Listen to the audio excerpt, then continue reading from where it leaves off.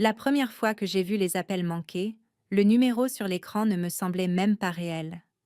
28. Tous provenant des mêmes personnes qui m'avaient ignoré quelques heures plus tôt. Mes mains tremblaient alors que le moniteur à côté de mon lit d'hôpital émettait des bips réguliers. L'air stérile était lourd de désinfectant.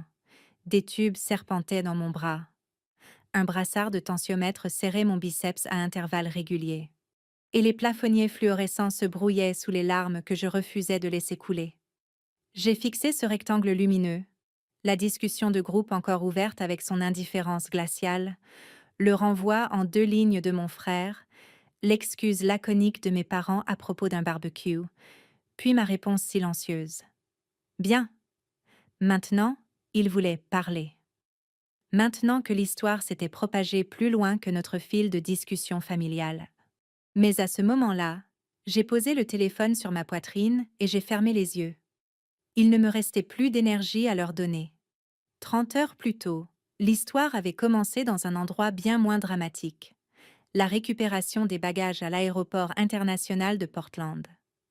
L'air sentait légèrement le café torréfié d'un kiosque voisin et l'odeur âcre du kérosène qui colle toujours aux aéroports.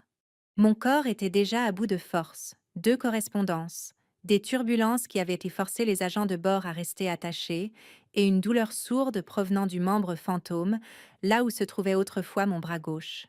Le harnais de ma nouvelle prothèse me sciait l'épaule. La peau était à vif sous la sangle rigide. Lorsque le tapis roulant s'est mis en branle, je me suis positionnée maladroitement, en prenant appui de ma main droite.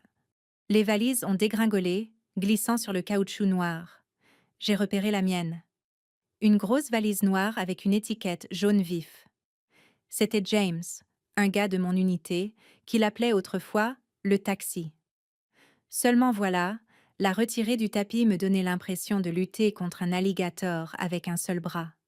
J'ai serré les dents et je me suis penchée en arrière de tout mon poids jusqu'à ce que la valise s'écrase sur le sol à côté de moi.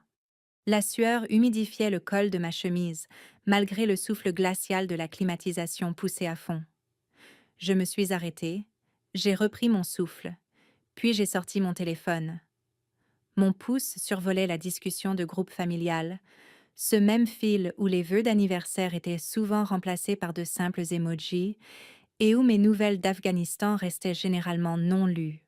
Moi, l'avion atterrit à 17 heures. Quelqu'un peut venir me chercher? Les points de suspension sont apparus, puis ont disparu. Quelques minutes plus tard, mon téléphone a vibré. Troy. Occupé. Prends juste un Uber. Autre vibration. Maman. On a un barbecue ce soir. Pourquoi n'as-tu pas mieux planifié ton coup? J'ai fixé ces mots jusqu'à ce qu'ils deviennent flous. Pendant des mois à l'étranger, j'avais répété ce retour. Peut-être une accolade dans le hall des arrivées, peut-être papa tenant maladroitement une pancarte de bienvenue. Je n'avais pas imaginé cela. Une application de transport et un haussement d'épaule par pur dérangement. J'ai répondu 2 mots. Bien. Et sur ce, quelque chose en moi s'est replié. Je n'ai pas pleuré. Je n'ai pas discuté. Je me suis juste faite plus petite, comme je le faisais depuis que j'étais enfant. La file d'attente pour les Uber dehors était longue. Une chenille de voyageurs traînant leurs valises à roulettes. Le soleil de fin d'après-midi jetait un éclat doré sur la façade en verre, et j'ai cligné des yeux face à cette luminosité. Mon corps tanguait légèrement, mes jambes étaient instables après tant d'heures à l'étroit en classe économique. Le chauffeur qui est finalement arrivé, un homme d'âge mûr aux yeux bienveillants, a aidé à hisser le sac dans le coffre sans faire de commentaires sur mon bras manquant. Je me suis glissée sur le siège arrière, j'ai pressé mon front contre la vitre fraîche et j'ai fermé les yeux. Le trajet s'est déroulé sans incident, bien que je ressentisse chaque bosse sur la route, comme si elle s'enfonçait directement dans mes os. Ma prothèse me faisait mal au niveau de l'emboîture, et je l'ajustais constamment. Au moment où nous avons atteint ma rue, le crépuscule s'était étendu sur le quartier. Les maisons brillaient de l'invitation chaleureuse des lumières de Porsche. Des familles étaient rassemblées dans les salons, les rires s'échappant dans la soirée. Ça sentait légèrement le charbon de bois et la viande grillée. Des barbecues, exactement comme mes parents l'avaient mentionné. Je me suis demandé si l'un d'eux était le leur. À l'intérieur de ma propre maison, l'air était rassis et froid. J'avais demandé à mes parents de régler le thermostat avant mon arrivée. Visiblement, ils avaient oublié. Le courrier débordait du panier près de la porte, une pile d'enveloppes non ouvertes que j'avais demandé à mon frère de gérer. Le réfrigérateur ronronnait de vide, à l'exception de condiments dont les dates de péremption étaient dépassées depuis longtemps. Je me suis laissée tomber sur le canapé, entièrement habillée, mon manteau encore zippé contre le froid. Le silence pesait plus lourd qu'un gilet pare-balles, et mes paupières ont fini par tomber. Je me suis réveillée des heures plus tard au son de ma propre respiration râpeuse dans l'obscurité. Ma poitrine me semblait serrée. Ma vision se brouillait sur les bords.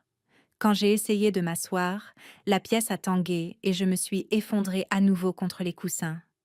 Un bip a commencé, faiblement, puis est devenu plus fort. Le détecteur de monoxyde de carbone clignotait en rouge à l'autre bout de la pièce. Mon téléphone était posé juste hors de portée sur la table basse. Ma main droite s'est tendue, mes doigts ne brassant que de l'air. Trop loin. La dernière pensée dont je me souviens était étrangement calme. Au moins, je leur ai dit que c'était bien. Puis le noir m'a engloutie tout entière. Quand j'ai rouvert les yeux, une lumière fluorescente brûlait au-dessus de moi et une infirmière ajustait la perfusion dans mon bras.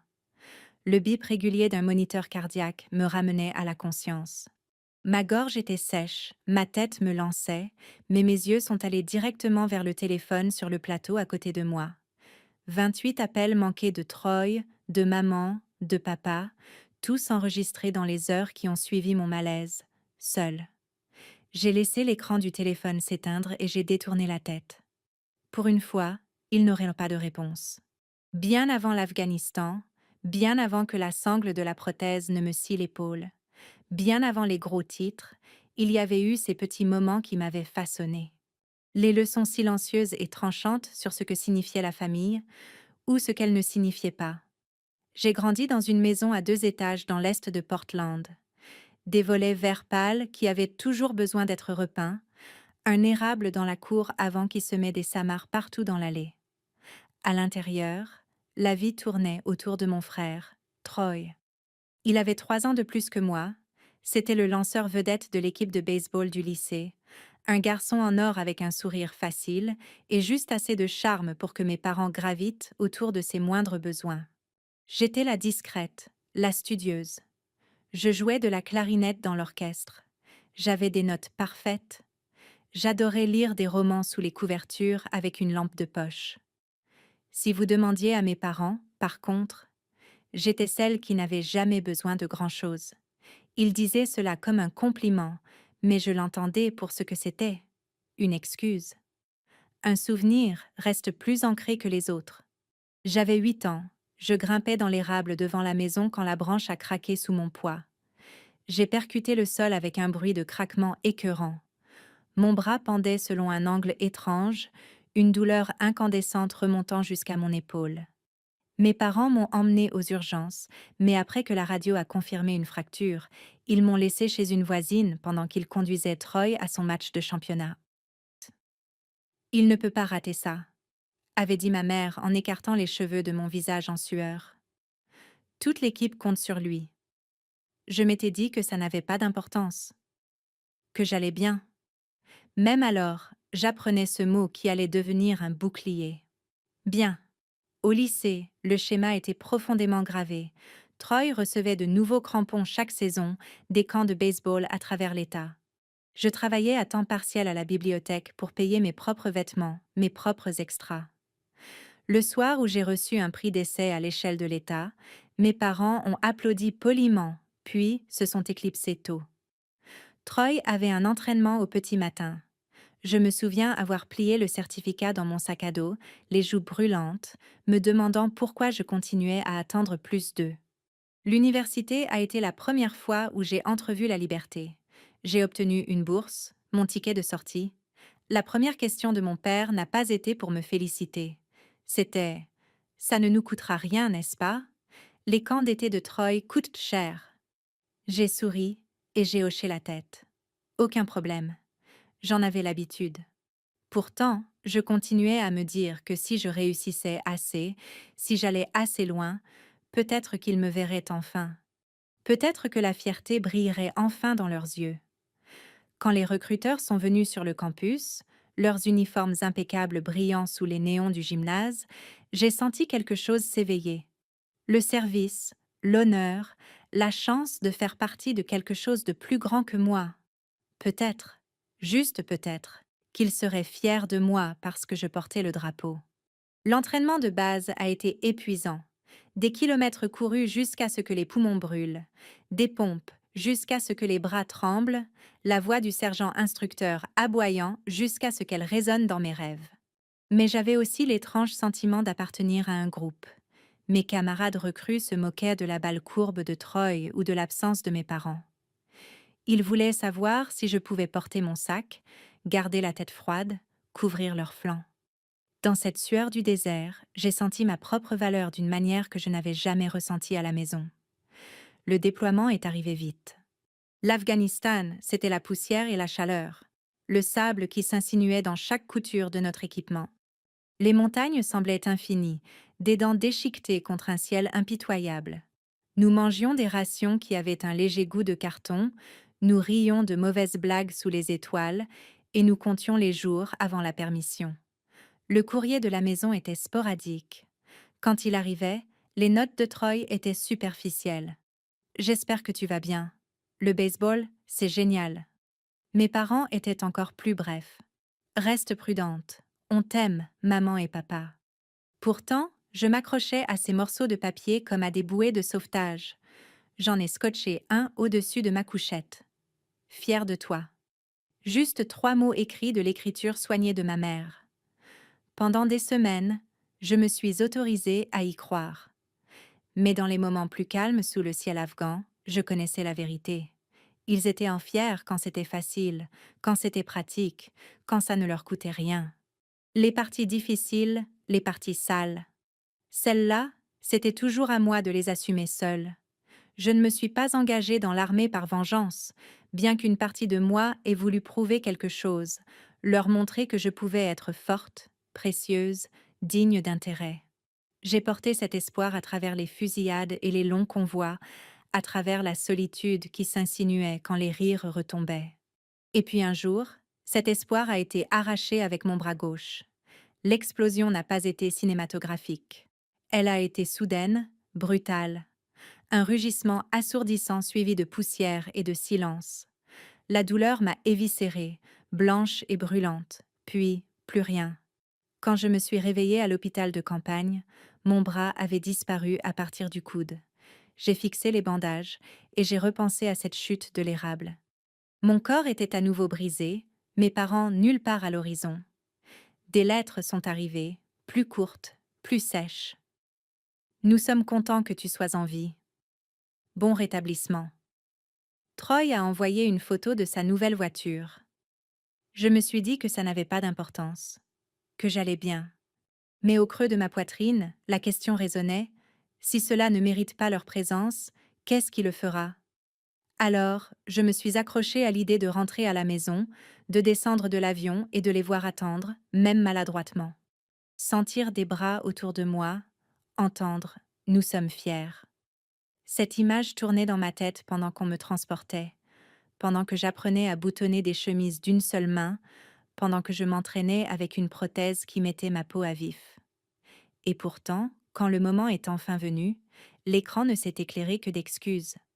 Un barbecue, un emploi du temps chargé, un Uber. J'ai tapé « bien », le mot que je m'étais entraînée à dire toute ma vie. Le terminal de Portland bourdonnait comme une ruche, les voix se mélangeant en un grondement sourd, ponctué par les appels tranchants occasionnels dans les haut-parleurs.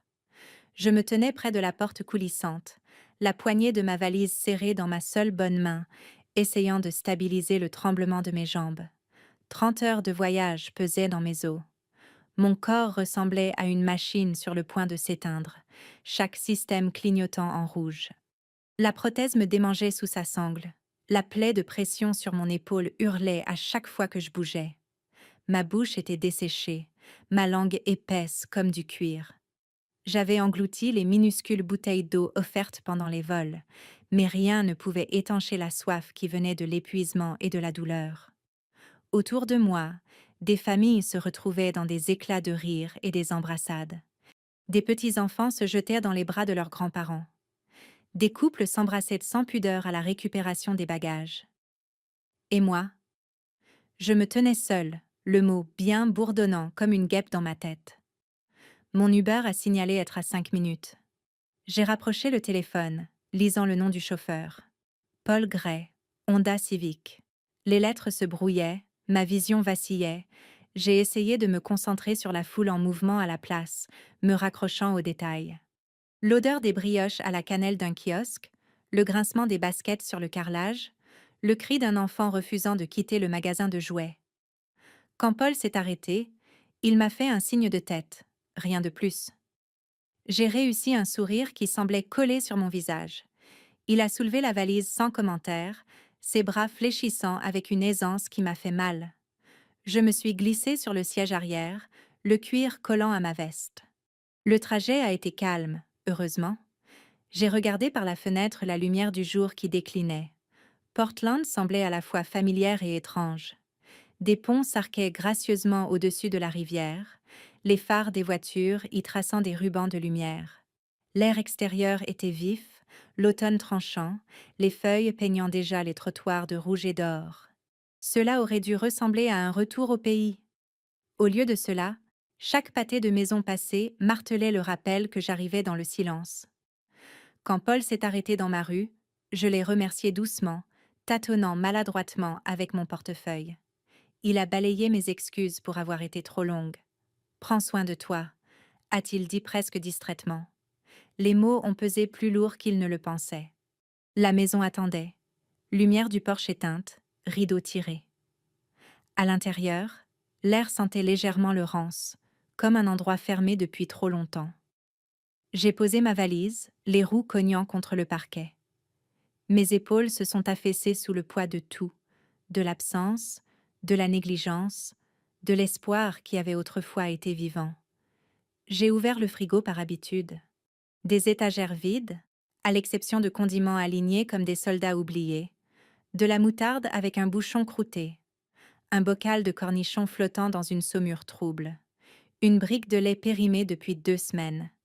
Je l'ai refermé rapidement, le joint en caoutchouc sifflant comme un soupir. La maison était froide. Je me suis frotté les mains, réalisant que je portais toujours le manteau que j'avais zippé des heures plus tôt. J'ai ressorti mon téléphone, j'ai vérifié la discussion de groupe. Rien depuis mon dernier bien. L'écran se moquait de moi par son vide. Je me suis laissé tomber sur le canapé. Mon corps s'est enfoncé profondément, comme si les coussins voulaient m'avaler tout entière. Je n'avais l'intention de fermer les yeux que pour 1 minute. Juste 1 minute. Quand je les ai rouverts, l'obscurité remplissait la pièce. Ma tête battait d'un élancement vicieux, ma vision sautait comme une vieille pellicule de film. L'air semblait plus lourd, plus épais, comme si je respirais à travers de la laine. J'ai essayé de m'asseoir, mais la pièce a basculé violemment. Mon estomac s'est noué, la bile remontant. C'est là que je l'ai entendu. Le bip faible et persistant. Au début, j'ai cru que c'était dans ma tête. Puis mes yeux l'ont trouvé. Le détecteur de monoxyde de carbone clignotant en rouge à l'autre bout de la pièce, son alarme étouffée mais urgente. La panique m'a piqué. Mon téléphone était sur la table basse, juste hors de portée. Je me suis penchée en avant, le bout de mes doigts effleurant l'air. Mon corps refusait d'obéir. Chaque membre était léthargique et lourd. Je me suis effondrée à nouveau sur le canapé, la poitrine haletante, les yeux grands ouverts. La dernière chose que j'ai vue a été le téléphone qui s'allumait, une nouvelle notification brillant dans le noir. J'ai pensé au mot que j'avais tapé plus tôt. Bien. J'ai failli rire. Puis, le noir m'a emporté. Quand je suis revenue à moi, c'était sous une lumière fluorescente, l'odeur stérile de l'antiseptique m'inondant les narines. Des voix résonnaient faiblement, sèches et urgentes. Ma gorge était sèche, mon corps relié à des machines par des cordons et des tubes. Doucement. « Vous êtes à l'hôpital » a dit une infirmière en ajustant le sparadrap de la perfusion sur mon bras. Sa voix était calme, habituée. J'ai cligné des yeux, désorientée. Mes yeux se sont posés sur le plateau à côté de moi. Mon téléphone. L'écran s'est éclairé comme sur commande. 28 appels manqués. Troy, maman, papa. Encore et encore. Des tentatives désespérées après le silence. Je n'ai pas touché au téléphone. Je ne l'ai même pas déverrouillé. J'ai laissé l'écran s'éteindre et j'ai tourné mon visage vers les dalles du plafond, leur motif en grille se détachant nettement contre mes yeux brouillés. Ils me voulaient maintenant, mais quand j'avais eu besoin d'eux à la récupération des bagages, au bord du trottoir, dans le silence froid de ma maison, il n'y avait eu que 3 mots. Prends un Uber. Allongé dans ce lit d'hôpital, avec des moniteurs traçant les battements de mon cœur en lignes vertes impeccables, je ne pouvais m'empêcher de remonter le temps. La douleur actuelle était insupportable, mais ce sont les vieilles blessures qui ont recommencé à pulser, me rappelant à quel point ce schéma était familier. Les appels manqués s'accumulant sur mon téléphone semblaient presque absurdes. Pourquoi cette urgence maintenant? Pourquoi cette panique après toute une vie d'absence? La vérité était simple. Ils ne paniquaient pas pour moi. Ils paniquaient pour eux-mêmes, pour l'image que cela pourrait renvoyer. J'ai repensé à l'érable. 8 ans, le bras cassé, laissé chez une voisine, pendant que l'équipe de baseball de Troy passait en priorité. La voisine avait été gentille, m'avait donné du soda au gingembre, m'avait aidé à caler mon bras avec des oreillers. Mais l'absence de mes parents brûlait plus profondément que la fracture. Je me souviens de la façon dont la lumière fluorescente des urgences bourdonnait, de la façon dont la voix du médecin s'était adoucie lorsqu'il avait demandé « Est-ce que tes parents reviennent bientôt ?» Et comment j'avais souri faiblement en disant « Ils seront là après le match ». Je savais déjà que c'était un mensonge. Ce n'était pas la seule fois. La remise des diplômes du lycée aurait dû être une étape importante. Je m'étais battue bec et ongles pour ma place au pupitre. Major de promotion. Chaque mot de mon discours avait été soigneusement écrit la nuit précédente. Ils sont venus, oui, mais sont restés au fond. Mon père ne cessait de regarder sa montre. Dès que le diplôme a été dans ma main, ils ont emmené Troy en trombe à un tournoi à l'autre bout de la ville. Pas de dîner, pas de photos, juste une accolade précipitée, un bon travail distrait et les gaz d'échappement alors qu'ils s'éloignaient. Au moment où l'université est arrivée, je pensais avoir arrêté d'espérer. Ma lettre de bourse aurait dû être encadrée. Au lieu de cela, papa a seulement demandé si cela leur coûterait quelque chose. Troy partait dans une université privée, ses frais de scolarité couverts par leur sacrifice. Moi, je travaillais au réfectoire, je nettoyais les salles de classe le soir, je jonglais entre les gardes et les examens. Mes parents envoyaient des colis à Troy, des boîtes remplies de collations, d'équipements, de notes manuscrites. Pour moi, une seule enveloppe avec 20 $ et un post-it fait en sorte que ça dure. Et puis, il y a eu le jour de mon mariage. J'ai pensé que peut-être, juste peut-être, il serait à la hauteur de l'occasion. Je portais une robe simple, rien d'extravagant. Je voulais qu'il me voie heureuse, entière, commençant ma propre vie. Mais maman a passé la moitié de la réception à s'occuper de la nouvelle petite amie de Troy, qui portait du blanc par-dessus le marché. Et papa a passé l'autre moitié à se plaindre du coût de la salle. Troy est arrivé en retard, sans s'excuser, tous les regards portés sur lui comme d'habitude. Quand James m'a serré la main et a chuchoté « Concentre-toi sur nous », j'ai essayé, mais la piqûre a persisté. Chaque grand moment de ma vie avait eu ce même arrière-goût. J'étais l'après-coup, l'enfant de l'ombre, celle qui a appris à dire « c'est bon », même quand ça ne l'était pas, parce que réclamer plus ne fonctionnait jamais.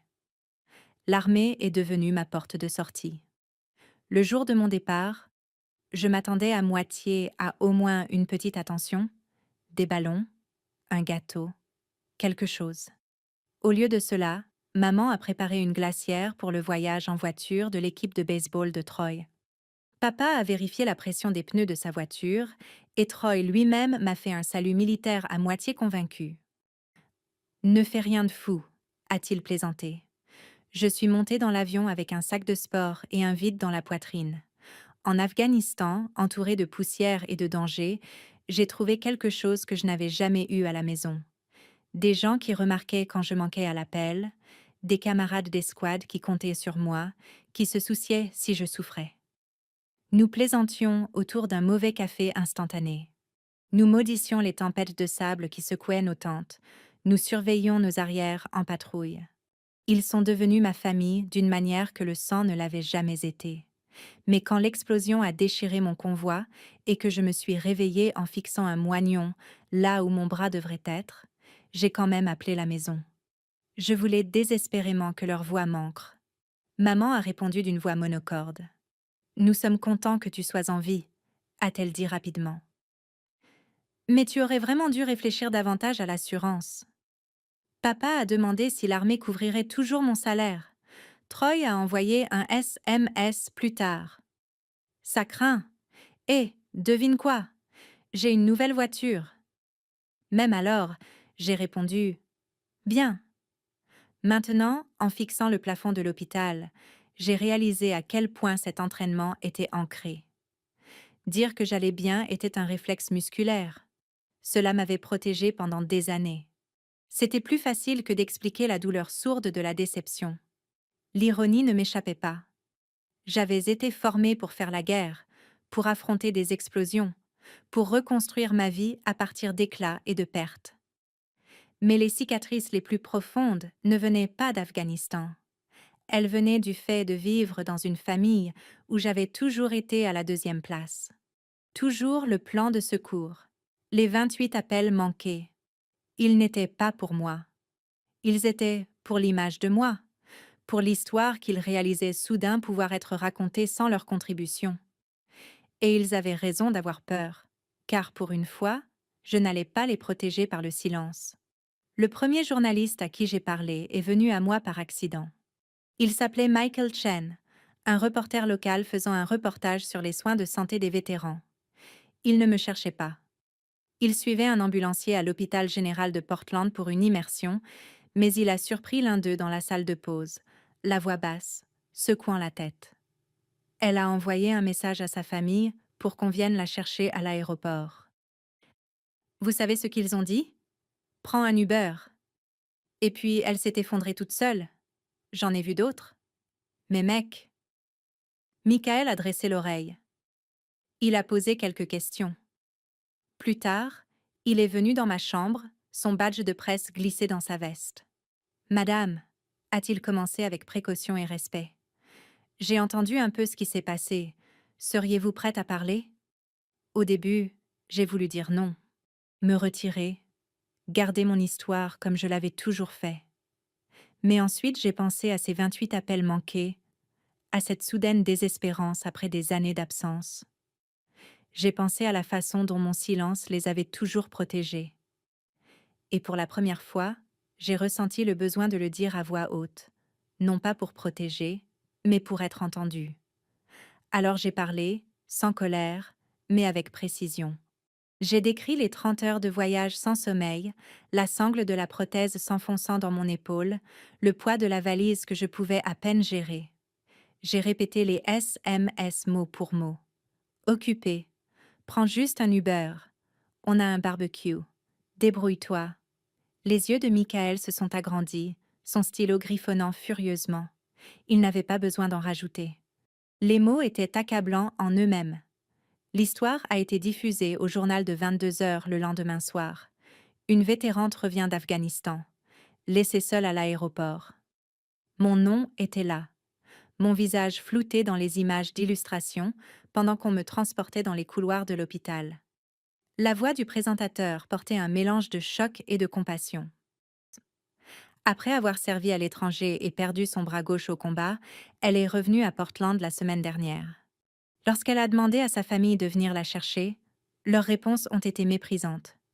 Quelques heures plus tard, elle s'est effondrée d'épuisement et à cause d'une exposition au monoxyde de carbone dans sa maison. Le clip a coupé sur l'ambulancier, les yeux sombres. Son téléphone était encore ouvert sur la discussion de groupe quand on l'a trouvé. Ça m'a brisé le cœur. Personne ne devrait rentrer à la maison pour vivre ça. Au matin, l'histoire était devenue virale. Des groupes Facebook communautaires partageaient des captures d'écran. Des hashtags ont commencé à circuler. Les vétérans méritent mieux. Ma boîte de réception a été inondée de messages d'inconnus. Des vétérans qui connaissaient la piqûre de rentrer chez soi sans être vus, des veuves qui murmuraient leurs propres histoires de négligence, des gens ordinaires offrant des repas, des couvertures, même une chambre d'amis si j'en avais besoin. Pendant ce temps, ma famille est passée en mode urgence. Troy a appelé 7 fois en 1 heure, laissant des messages vocaux qui commençaient par être frénétiques et finissaient par être furieux. Tu nous fais passer pour des monstres. C'était juste un malentendu. Tu aurais dû leur raconter toute l'histoire. Les messages de maman sont venus ensuite. Une série d'explications défensives. Le barbecue était un engagement que nous ne pouvions pas annuler. Tu sais, ton père avait mal au dos ce jour-là. Nous pensions que tu voudrais un peu d'indépendance après tout ce qui s'est passé. La voix de papa était plus calme. Un seul message vocal. Ça a pris des proportions démesurées. Rappelle-nous pour qu'on voit comment arranger ça. Arranger ça? C'était toujours leur angle. Pas du soutien, pas des excuses, du contrôle des dégâts. Mais le génie était sorti de la lampe. La communauté avait vu la vérité brute. Des entreprises m'ont contacté. Une entreprise de plomberie a proposé de réparer gratuitement mes canalisations inondées. Une chaîne d'hôtels locale a offert un séjour gratuit jusqu'à ce que ma maison soit sécurisée. Un groupe de soutien au deuil a laissé un message m'invitant à leur prochaine réunion. Un matin, une livraison de fleuristes est arrivée à ma porte d'hôpital. Un arrangement massif de fleurs rouges, blanches et bleues. La carte disait « De la part d'un voisin reconnaissant que vous n'avez jamais rencontré. Bienvenue à la maison. » J'ai fixé les fleurs, la gorge serrée. C'était plus d'attention que je n'en avais ressenti de la part de mon propre sang depuis des années. Le personnel de l'hôpital chuchotait à propos de l'histoire dans les couloirs, certains s'arrêtant juste pour me serrer la main. Une infirmière, le regard farouche, a marmonné « Il ne vous mérite pas ». Je n'ai pas répondu, mais la chaleur de ces mots m'a touchée profondément. Cette nuit-là, alors que les infos repassaient avec des mises à jour, j'ai imaginé ma famille en train de regarder, leur téléphone s'allumant de messages d'amis, de collègues, de voisins, tous posant la même question. Comment avez-vous pu? Les appels manqués continuaient d'arriver. 28, 32, 35. Mais je les ai laissés s'accumuler. Je n'allais pas les protéger cette fois. Je n'allais pas absorber la faute pour qu'ils puissent rester immaculés. L'histoire n'était plus seulement la mienne. Elle appartenait à chaque personne qui avait déjà été abandonnée par ceux qui auraient dû l'aimer en premier. Et ce n'était que le début. Ils se sont présentés 2 jours plus tard, pas discrètement, pas humblement, mais dans un sillage de parfums et de cologne, et le bruit de chaussures de ville claquant sur le linoléum de l'hôpital. Ma mère menait la charge, sa voix plus aiguë que d'habitude, comme elle l'était toujours quand elle voulait que les gens autour entendent. « Ma chérie, nous sommes venus dès que nous avons pu », a-t-elle dit, entrant dans ma chambre avec un bouquet de fleurs de supermarché, leur emballage plastique crissant encore. Troy suivait, les épaules carrées comme s'il entrait dans un tribunal, pas dans une chambre d'hôpital. Son téléphone vibrait dans sa poche, et j'ai aperçu une notification Twitter. Il avait lu les commentaires. Je connaissais ce regard pincé sur son visage. Moins de culpabilité, plus de fureur parce que les gens parlaient. Papa restait à la porte, les mains dans les poches de sa veste, les yeux fuyant partout sauf vers moi. Pendant un moment, aucun de nous n'a parlé. Les moniteurs remplissèrent le silence, des bips réguliers marquant mon pouls, un léger sifflement de la ligne d'oxygène. Finalement, Troy a rompu le silence. C'est en train de prendre des proportions ridicules. J'ai levé un sourcil. Ma voix était douce, égale. « Ah bon ?» Il a fait un geste sec, comme pour chasser une mouche. « Tu ne leur as pas raconté toute l'histoire. On ne savait pas à quel point tu étais fatigué. Tu as fait croire qu'on t'avait abandonné. » J'ai coupé, les mots sortant avant que je ne puisse les arrêter. « Parce que vous l'avez fait. » Maman a eu un haut le cœur, portant la main à ses perles comme dans un vieux film. « C'est injuste. Tu sais que nous avions des projets ce soir-là. Tu ne peux pas attendre de nous que nous annulions chaque engagement à la dernière minute. Les familles ont des responsabilités. Les familles, oui, ai-je dit calmement. Mais je ne suis pas sûre que la nôtre ait jamais fonctionné comme ça. L'air s'est figé, la tension vibrant comme un fil électrique. Une infirmière est entrée.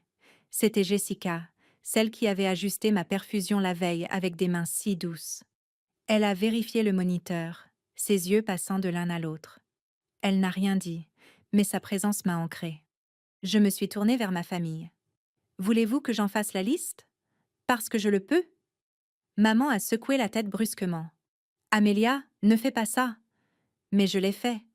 Quand je me suis cassé le bras en tombant de l'érable, vous m'avez laissé chez la voisine pour emmener Troy à son match. Quand j'ai gagné le prix d'essai de l'État, vous êtes parti avant même que mon nom soit appelé. À ma remise de diplôme universitaire, papa, tu as demandé si ça allait te coûter de l'argent. À mon mariage, maman, tu as passé toute la journée à t'occuper de la petite amie de Troy au lieu de moi. Et quand j'ai perdu mon bras, j'ai soulevé le moignon à vif et bandé. Vous avez demandé si l'armée me paierait encore. Troy a bougé inconfortablement, la mâchoire serrée. C'est de l'histoire ancienne. Tu déterres des trucs qui n'ont plus d'importance. Ça en a pour moi, ai-je dit. Ma voix n'est pas montée, mais sa stabilité portait son propre poids. Et ça comptait quand vous m'avez dit de prendre un Uber après 30 heures sans sommeil en zone de guerre. Ça comptait quand vous avez choisi un barbecue plutôt que d'être là pour moi.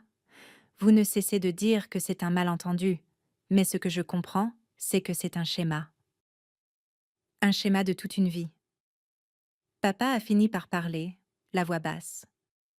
On ne savait pas à quel point c'était grave. Je l'ai regardé fixement. Avez-vous seulement posé la question? Il a ouvert la bouche, puis l'a refermée. Silence. La main de Jessica a effleuré mon dossier médical alors qu'elle prenait la parole, rompant le face-à-face. Amélia, souviens-toi de ce dont nous avons parlé. Le choix t'appartient. Tu n'as pas à décider en fonction de l'image de qui que ce soit d'autre. Maman s'est hérissée. Excusez-moi, mais c'est notre fille.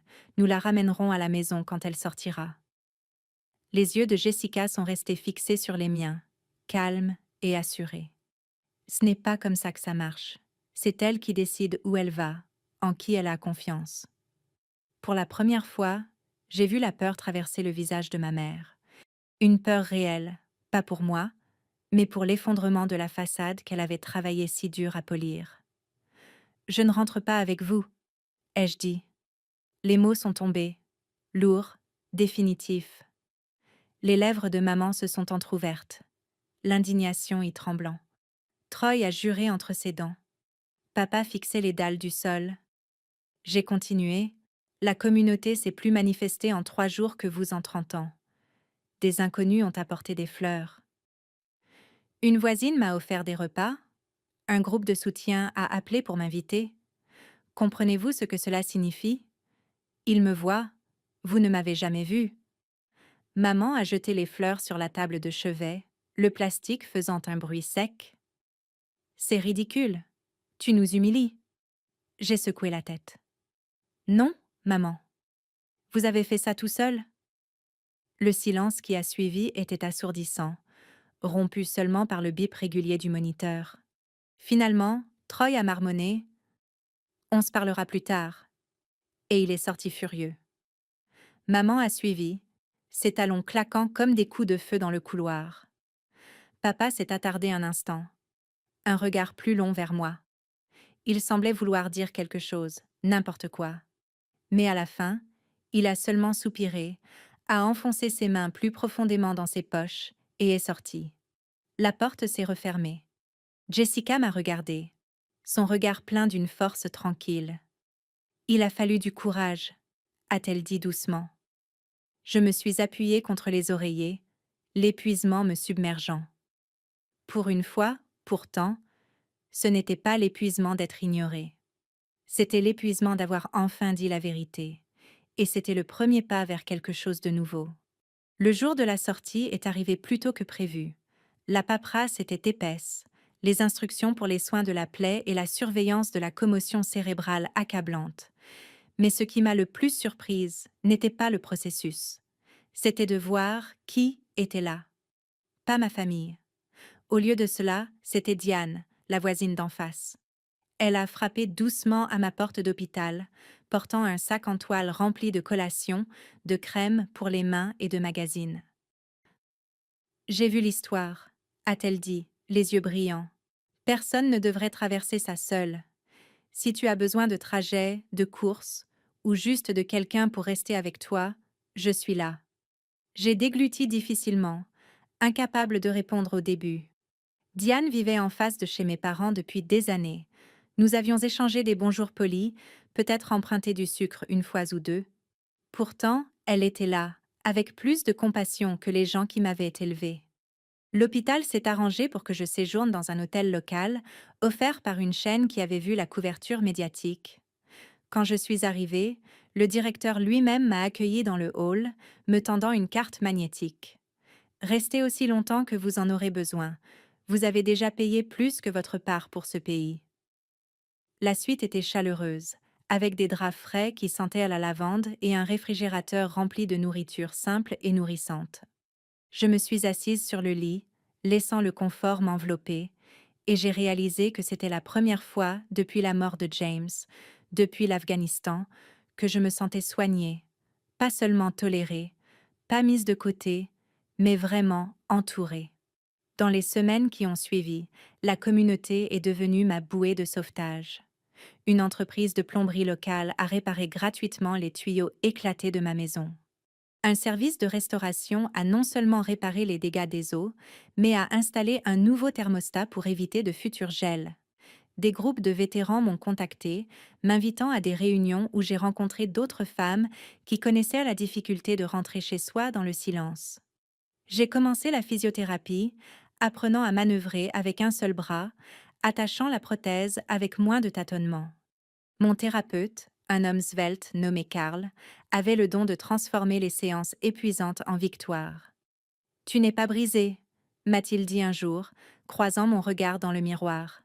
« Tu t'adaptes avec une force que la plupart des gens ne comprendront jamais. » Pour la première fois, je l'ai cru. À la maison, Diane apportait des ragoûts et son mari ramassait mes feuilles sans qu'on lui demande rien. Un enseignant à la retraite du bout de la rue restait assis avec moi les jours difficiles, m'écoutant simplement divaguer sur James, sur l'Afghanistan, sur tout ce que j'avais refoulé. Ces gens n'étaient pas obligés par les liens du sang. Ils étaient là parce qu'ils s'en souciaient. Cette différence était stupéfiante. La présence de ma famille, quand elle se manifestait, était mesurée et superficielle. Une carte générique de maman et papa. Un message vocal bref de Troy, principalement des plaintes au sujet de ses collègues, qui le taquinaient après avoir vu les nouvelles. Aucun d'entre eux n'a jamais mentionné la confrontation à l'hôpital. Aucun d'entre eux ne s'est excusé. J'ai arrêté d'attendre. Au lieu de cela, je me suis investie dans quelque chose de nouveau. Avec l'aide du réseau de soutien aux vétérans, j'ai créé un fonds local pour les femmes vétérans qui rentrent au pays, couvrant les dépenses d'urgence, les services de transport et même de petites allocations pour les courses ou les factures. Je l'ai nommé d'après deux de mes camarades qui ne sont jamais rentrés. Leur visage restait avec moi, leur rire résonnant dans ma mémoire, et je voulais que leur nom soit lié à quelque chose qui guérit. Lors de la première réunion communautaire du fonds, nous nous sommes rassemblés dans une salle d'association. Des rangées de chaises pliantes remplies d'inconnus, devenus des amis qui s'étaient ralliés à moi quand ma propre famille ne l'avait pas fait. Je me suis tenue à l'avant, ma manche épinglée proprement là où se trouvait autrefois mon bras, et j'ai parlé. « Il ne s'agit pas de pitié », leur ai-je dit. « Il s'agit de présence, d'être là. » Des inconnus ont été plus présents pour moi au cours des derniers mois que ma famille ne l'a été durant toute ma vie. C'est la leçon que je porte maintenant. La famille n'est pas toujours le sang. La famille, c'est celui qui est là quand ça compte. Les applaudissements qui ont suivi n'ont pas été tonitruants, mais ils étaient constants, chaleureux. C'était comme un cercle de bras autour de moi, le genre que j'avais cessé d'espérer de la part de mes parents depuis longtemps. 6 mois plus tard, mon jardin était à nouveau vivant. Le sol sentait bon, les tomates grimpaient haut dans leur cage solide. James plaisantait souvent en disant que mes tomates pourraient y gagner des prix à la foire d'État. En cueillant la première bien mûre, le jus sucré sur mes doigts, j'ai chuchoté son nom dans la brise. La maison était à nouveau entière. Tuyaux réparés, murs rafraîchis, un nouveau sentiment de sécurité vibrant en elle. Plus important encore, j'étais à nouveau entière, ou du moins en chemin. Non pas à cause d'un soudain changement de cœur de ma famille, ils n'ont jamais changé, mais parce que j'ai arrêté d'attendre de l'eau d'un puits à sec. Ce soir-là, je me suis assise sur le porche alors que le soleil déclinait, mon téléphone vibrant doucement de messages du groupe de soutien, des mots d'encouragement, des nouvelles, de simples rappels que je n'étais pas seule. J'ai fait défiler les SMS non lus de ma famille, ceux qui essayaient encore d'expliquer, d'excuser ou de cajoler. Et puis, j'ai laissé le téléphone reposer sur la coudoir de la chaise. La vérité était claire. Ma vengeance n'avait pas été dramatique. Ce n'était pas des cris ou une rupture venimeuse. C'était de choisir de bien vivre, de m'entourer de gens qui donnaient librement, sans condition. C'était des limites. C'était la paix. Et c'était à moi. Quand je raconte cette histoire maintenant, je repense à cette nuit à l'hôpital, au téléphone brillant de ces 28 appels manqués, au désespoir venant enfin des gens qui m'avaient ignoré quand c'était important. Je n'ai pas répondu alors. Je ne le regrette pas, car pour la première fois, j'ai réalisé que je n'avais pas besoin de leur voix pour me stabiliser. J'avais la mienne, et maintenant, j'ai les vôtres. Si vous vous êtes déjà senti abandonné quand vous aviez le plus besoin de quelqu'un, j'espère que vous entendez ceci clairement. Vous n'êtes pas seul. La famille peut être choisie. Le soutien peut venir d'endroits inattendus. Votre valeur ne se mesure pas à la capacité de vos proches à la reconnaître. Elle se mesure à la férocité avec laquelle vous continuez d'avancer. J'aimerais entendre vos histoires. Des inconnus se sont-ils déjà manifestés pour vous quand la famille ne l'a pas fait? Partagez-le dans les commentaires. Et si ce voyage a résonné en vous, envisagez de vous abonner. Pas seulement pour moi, mais pour vous rappeler que la guérison est possible, même après les cicatrices les plus profondes. Parce que parfois, la vengeance n'est pas le feu. C'est simplement de vivre mieux, plus fort et plus librement que quiconque ne l'aurait imaginé. Et cela, mes amis, c'est suffisant.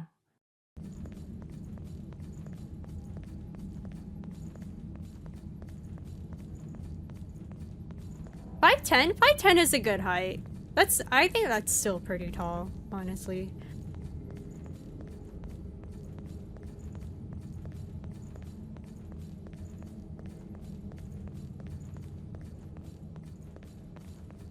So I'm thinking I think you're taller as well, Daily. You should measure yourself. Bear witness to the fruit of my research! You look like you might be 6 foot.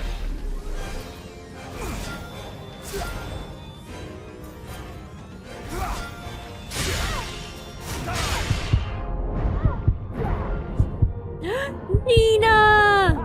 Hi, Nina! How are you? You're cool.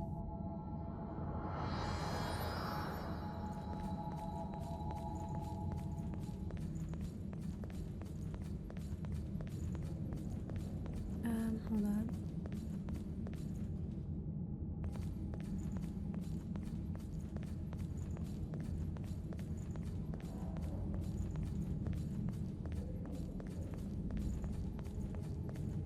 I feel like we can beat this boss. I'm just not really locked in right now, to be honest. I feel like after those boss fights, the dual boss, I've kind of just dissociated a little bit.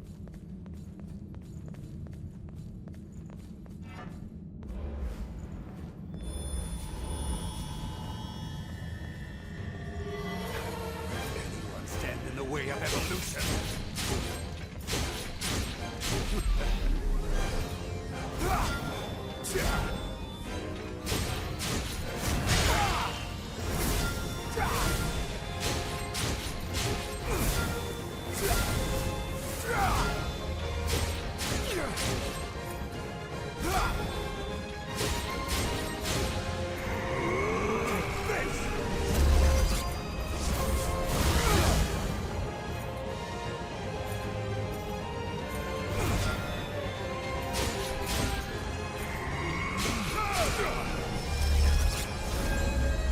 my gosh, he keeps doing that. That's so annoying.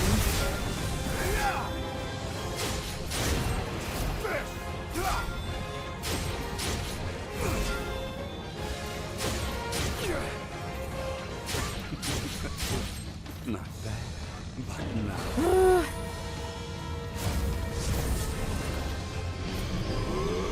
See, judge this. Too slow.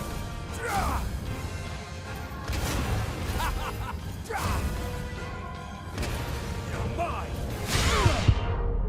Oh my god.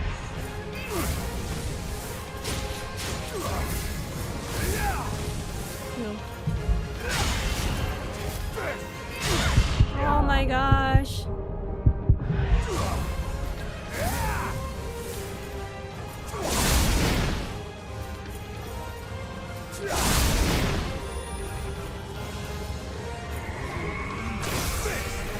Oh no! Yo. I'm gonna die. Oh!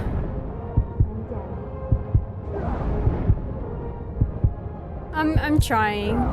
I'm trying.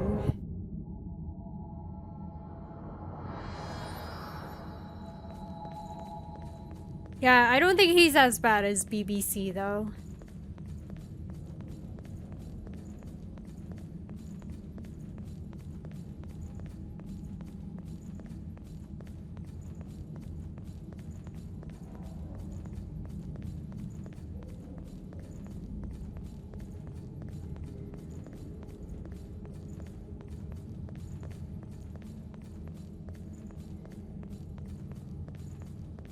Damn it, B. British Broadcasting Corporation.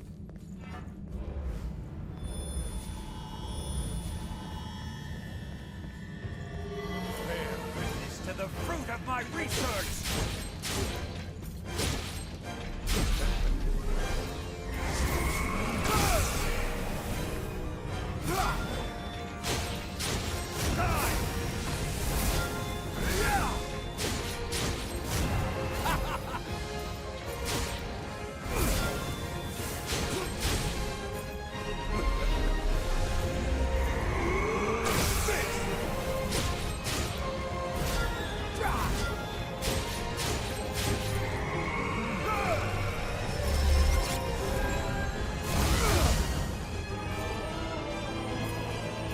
Cheery!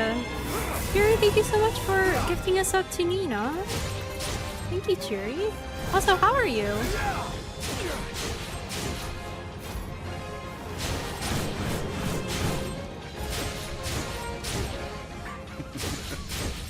Feast your eyes. Behold true evolution. See, judge this. This is so... Oh my god. Alright, this is fine. I dodged! Whoa! Okay. Just getting home from the gym. How is gym? How is it? Did you PB? Dude, that move is a one-shot.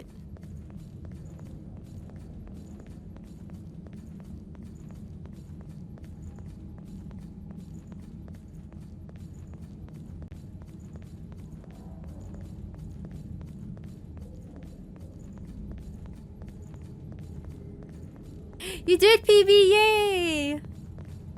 Sherry, we beat a BBC. Got yourself a burger? What kind of burger?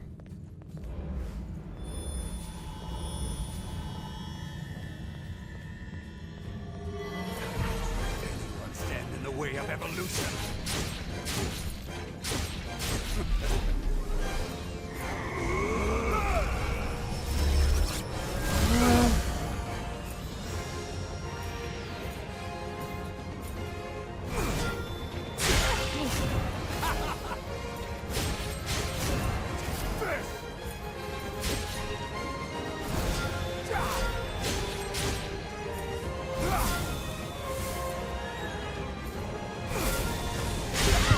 dodge. Yo.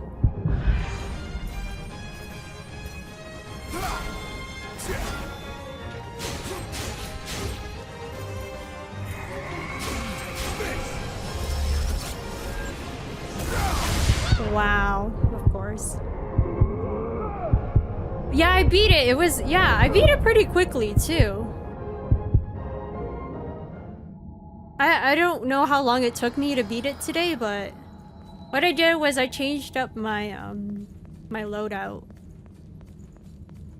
Or like my skills, my build, I guess. And that helped a lot.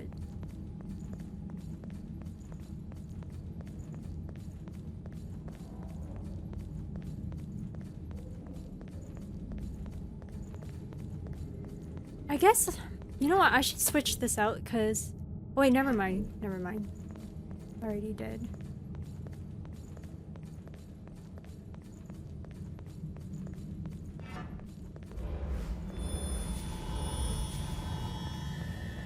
I will not burn it. I just can't wear it during a Souls or Souls-like stream ever.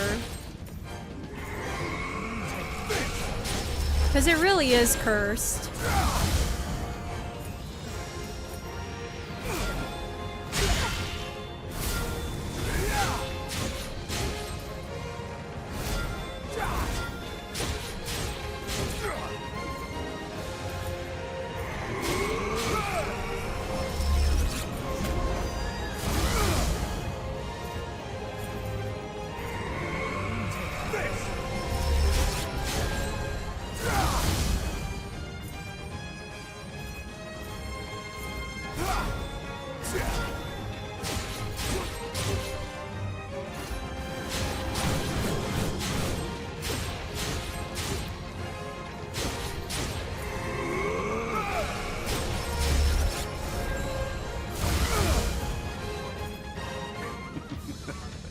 Not bad. Stop following me. Not